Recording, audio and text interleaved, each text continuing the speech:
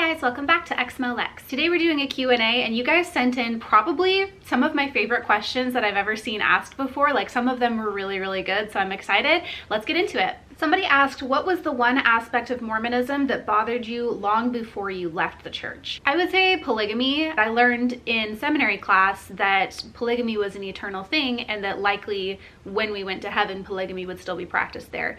And I was super not okay with that as somebody who, you know, I couldn't imagine having to share my husband with anybody else.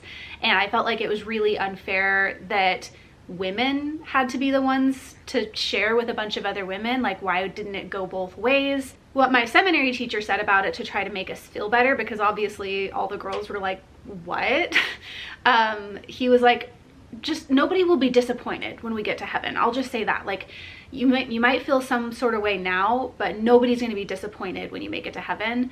And so I tried to comfort myself with that and be like, yeah, like, I mean, it's heaven, right? I can't be unhappy in heaven. But that idea of polygamy in heaven always bothered me. A lot of people asked about my political opinions and if leaving the church changed that at all, and it definitely did. If the idea of hearing about politics is going to hurt your feelings, this might be the video to skip, because I am going to talk about this a little bit. When I was growing up in the church, I grew up in Utah, and my family was very conservative. And I just went right along with that. As somebody who loved and respected my parents, they seemed like they had it all together and they had all the answers and what they believed was right. And so I was just very conservative along with my parents. As I got older, I still kept those conservative beliefs, but I think that probably around 2015, I started, I don't know how to say this. I was still conservative, but I started feeling like a lot of conservative people were too harsh in the judgments that they had of others. And so it's not that I wasn't conservative anymore, but I just felt like my heart was softer towards marginalized communities. And I felt like there were a lot of people in the conservative space that were not very nice. They were just too harsh, and they weren't seeing things through the perspective of other people.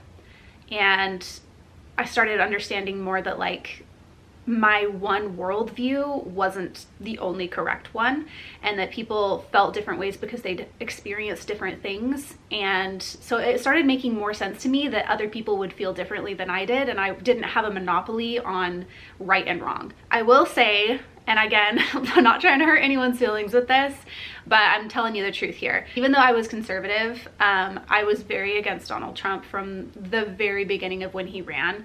And he obviously was running as a Republican, and it wasn't, you know, necessarily his policies or anything that bothered me about him. I just, from the very get-go, was like, that man is not a good man. He's not a good person. And I think that if I'm gonna vote for somebody to run the country, they should be a good person. And that set me apart from certain members of my family. So even though I still considered myself a conservative Republican, we were not exactly getting along politically because of that. My political beliefs started changing pretty rapidly around the time I left the church, because I started realizing that a lot of my political beliefs were heavily influenced by my religious beliefs. And once there was no longer a religious belief there was no reason to have the political beliefs that I did. Like, one of the very first things I thought of as I left the church and started being like, so what does the rest of my world outlook look like? What is my moral compass? And I was like, I have been against gay marriage this whole time for religious reasons. And I started realizing that that's wrong, because my religious beliefs shouldn't dictate other people's lives.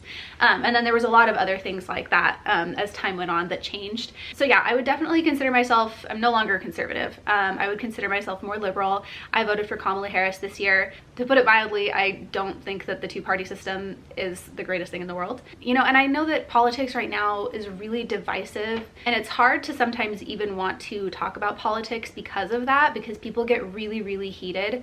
And I generally like to see the good in people, and as somebody who has been on both sides of the political spectrum, I think that most people have, when it comes down to it, and if you're not talking about the really, really extremist people, when it comes down to just average, good, regular, everyday people, most people want the same things, really. They just differ on what they think will get them to that place. We're in a kind of era where people are a lot more disrespectful to each other than I think they have been in the past. Like if you look at the way politicians used to debate and used to talk to each other and talk about each other, they were a lot more respectful generally than they are now. And I think that that has bled into the way that average people talk to each other on both sides of the political spectrum as well. I also want to say that because of my background with Mormonism,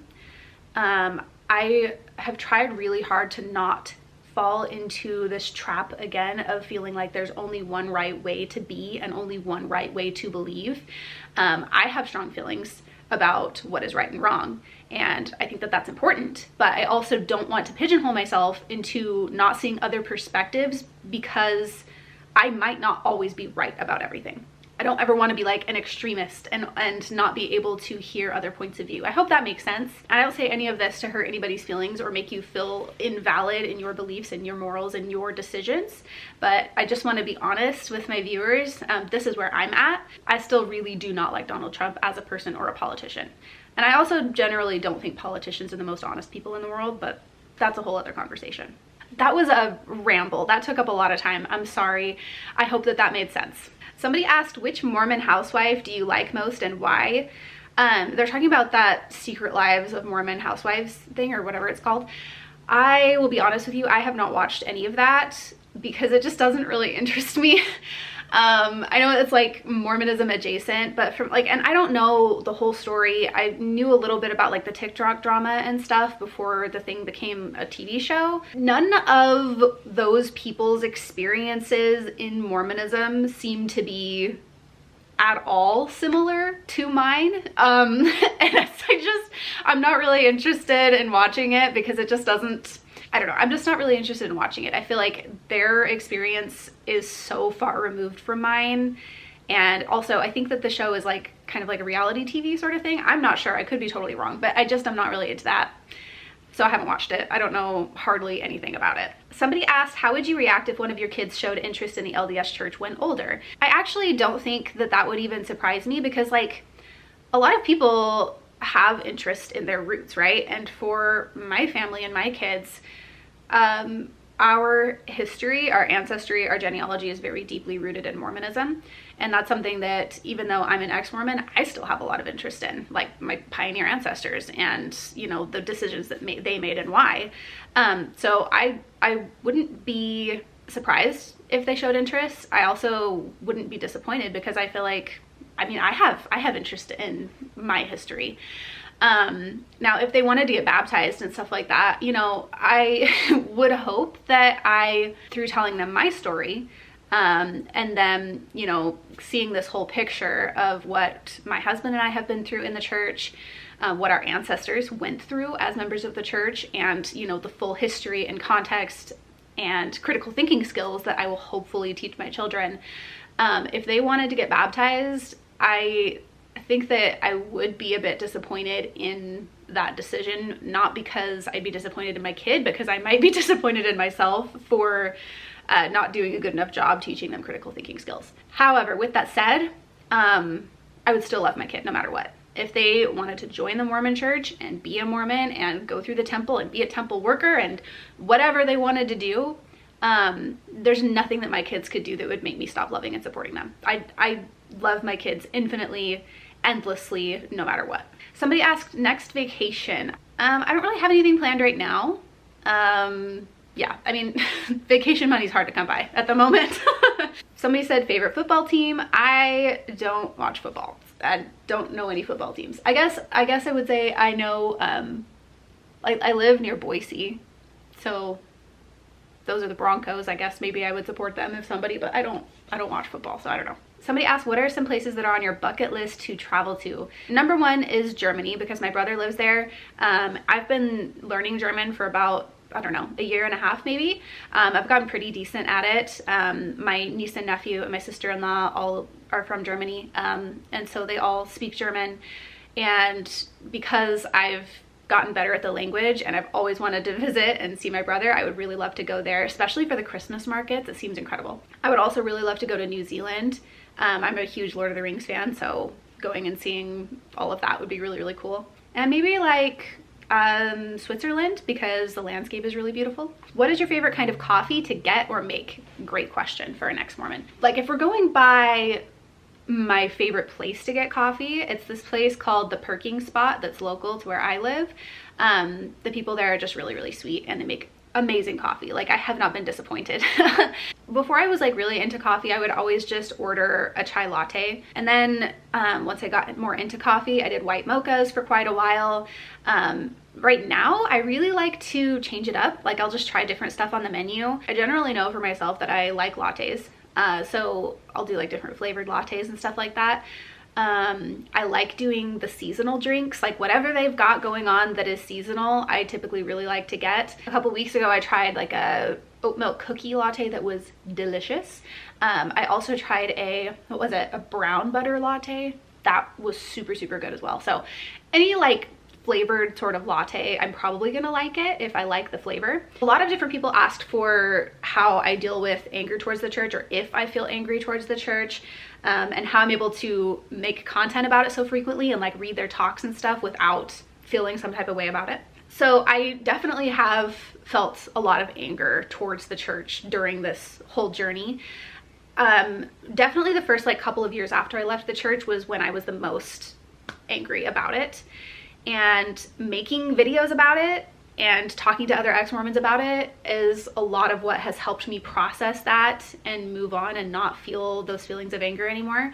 Like people, you know, there were people that specifically asked, how do you read those talks and, you know, read those books and stuff and not feel anger? And like, how are you able to continue doing that? I mean, I do this a lot. Like I make a lot of YouTube videos. I usually make a YouTube video every week, and I do TikToks. And so I have immersed myself in that a lot, and doing it for a long time as like a sort of special interest of mine has helped me process it. Another thing that really helped was learning about mindfulness. I went through like a mindfulness journey last year where I was reading a lot of books about mindfulness and trying to practice mindfulness, and trying to see things from other people's perspectives has, I think it's helped me mature a lot, but it's also helped me to understand other people better. But really making videos like this, making friends with other ex-Mormons, talking to other people, commiserating with them, talking about my trauma, has helped me process it and not feel so much anger. And that's not to say that I never feel anger about it, because sometimes it definitely does get to me. Like if it's a subject that's like really especially difficult, you know, I've done videos about my pioneer ancestors and the things that they went through when they joined the church, and I felt a lot of anger towards the church when I was reading some of those, because it was just so heartbreakingly sad, and realizing that like the generational trauma from that has affected all of the women in my family for generations. When I see the church like switching things up and changing the history and pretending that they didn't teach certain things that they definitely taught, like that's very frustrating for me. And usually I'll sit and talk with my husband about it and just, you know, sort of vent and be like, and this and this and this and this, and just bounce all of that off of him. It helps for me to talk it out. And then, you know, I sit down and film a video like this and I get to word vomit even more, and I could talk all day about it. So this for me helps me process it. Somebody asked, what do you miss from Mormon culture? I miss knowing who all my neighbors were, and having good relationships with all of them. I grew up in this neighborhood where, I mean, I knew all of the neighbors. They were all members of the church, and I mean, I considered all of them almost family.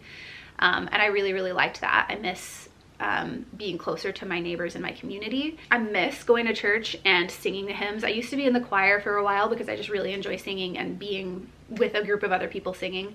And I know that that's something that's possible outside of the church. That was just like, I don't know. It was part of my life already, so it was easy, and I already knew everybody there, so I didn't have to like, you know. Anyway, so many ex-Mos say the Book of Mormon is so boring. I've always been puzzled by that. How do you feel about it? For me, it's full of fun stories. Okay, so I think that there are some interesting stories in the Book of Mormon. especially like now with hindsight, to talk about those stories and tell people who don't know anything about the Book of Mormon to talk about the stories that are in it, is fun and interesting. However, as somebody who grew up in the church, we read those stories over and over and over and over and over. Like, we are just constantly rereading the Book of Mormon, rehashing the same stories. And once you've done it more than 2 or 3 times, like, it gets really old, especially because it says, and it came to pass 400,000 times. And Joseph Smith, like, the way he wrote the book, there's just like so much repetitive nonsense that it gets old fast. Mark Twain called the Book of Mormon chloroform in print, and I completely understand why he did, because it's really word heavy in ways that it doesn't have to be. And again, like, a lot of it comes down to the fact that it's shoved down your throat. Your whole life as a Mormon, it's over and over and over and over. So, I mean, I do agree that there are some interesting stories and that it can be kind of fun to talk about sometimes, but the book itself, just like sitting and reading it cover to cover, I'm so over that. It's not even funny. Somebody asked what other video games besides Cult of the Lamb have my husband or I played. I mean, like, everything that's like quintessential Nintendo, both of us have played since we were little kids. So, like, you know, Zelda, Pokemon, Mario, Super Smash Bros, all of that stuff. Brendan is really into Smash Bros. I'm not really. I really like Zelda and Pokemon. I love Red Dead Redemption, both 1 and 2, like some of my favorite games of all time. Brendan's really into the game Hades. Okay, I have been talking for so long. I'm so sorry that some of those answers were so long. When I started this video, I was like, okay, I'm gonna, like, you know, 2 minutes tops answers, and I sat and rambled absolutely forever. So sorry about that. Hopefully this video isn't forever long. I'm gonna try to edit it and shorten it a little bit. I really enjoyed getting your questions and getting the chance to honestly answer them. I hope that you guys enjoyed the video and learned something new about me. I learned something new about my audience going through all of these different questions. So thank you guys so much again. A huge thank you to my patrons for supporting the channel. I appreciate you all so much. I'm so thankful for you. An extra special thank you to Doug Davis for supporting at the Demon tier on my Patreon. Before I go, I just want to take a second to remind all of you that you are very loved and very appreciated, and I'm really glad that you guys are here. Thank you so much for watching, and I'll see you in the next one. Bye!